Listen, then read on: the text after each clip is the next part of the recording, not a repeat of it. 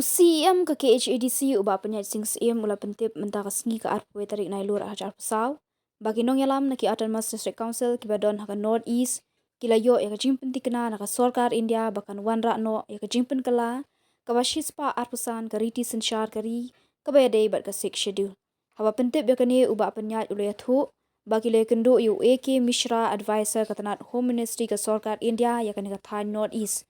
Ubak penyat ubah deru convener jongki Autonomous District Council, barki Territorial Council hagani kathan, ulaong bagani kadika khubor, kababha nak bentar ki District Council hagani ka jela, bar haga North East barok kawai, baka Sorkar India kala shimkhia. Ubak penyat ulaong baka KHADC kala Krenshai, haga Sorkar India bakan Omnyapen yaga jinglong kerpang, haga riti dustur, sensyar khadar jong ka Jat Benriu, bar ulaong bala yok khubor, nu advisor AK Mishra, baka Sorkar India ka kwa ban penne e ka jinglong kerpang jong ki Jat Benriu riulum haka ni ka than. AK Mishra uri uwe na ki ksyang ka Sorkar India haka jinga kran ya suk bat ki kenhun seng le no kentup haka ni ka jela Meghalaya.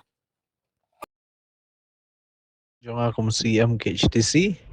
bat kum chief convener jong kanika Autonomous Council North East penpau kajing ai kublai ya ya ka Home Ministry kaba nakaliang jungi ngilala bani kendu ya AK Mishra ude advisor to Home Ministry Government of India North East region but halor kani kajing kendu bamanen kasngi ngila yo ban yathir ya tai bha hakabade bat kiniki jing dawa ka jungi dan ka jing kwa jungi lingba ka jing ajing mut dan ka proposal ka bangila submit lingba ka memorandum haka arpusan tarik Julai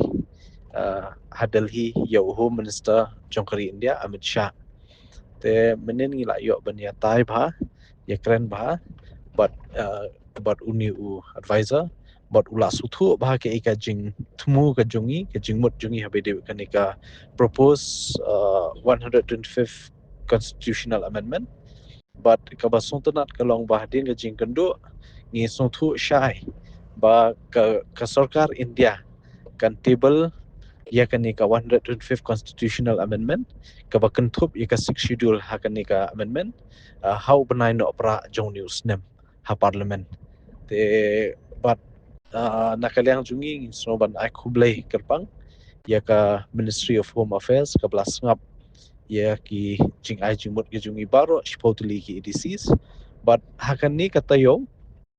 ka uni AK Mishra ulai kendu lala ka jong ya ka council na po Tripura lai kendu council na po Bodo Territorial Council but kumju yang ngiru menen te kemilanti ba ke ika jing kendu kan long kapasi so te but nakaliang jungi ngila keren syai ba nginem ya compromise but kan nongrim kabangila propose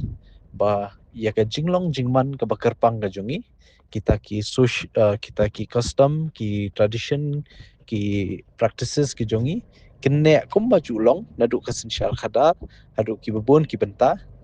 ba halor ha baide ba kanika amendment te ka jing kwa jungi paling ba kan amendment kanam dei ban dilute no ya ka purpose jong ka jinglong kerpang jungi kum ka Jat Benriu te kemi lenti ba bat ka khubor ka bangi yo na new advisor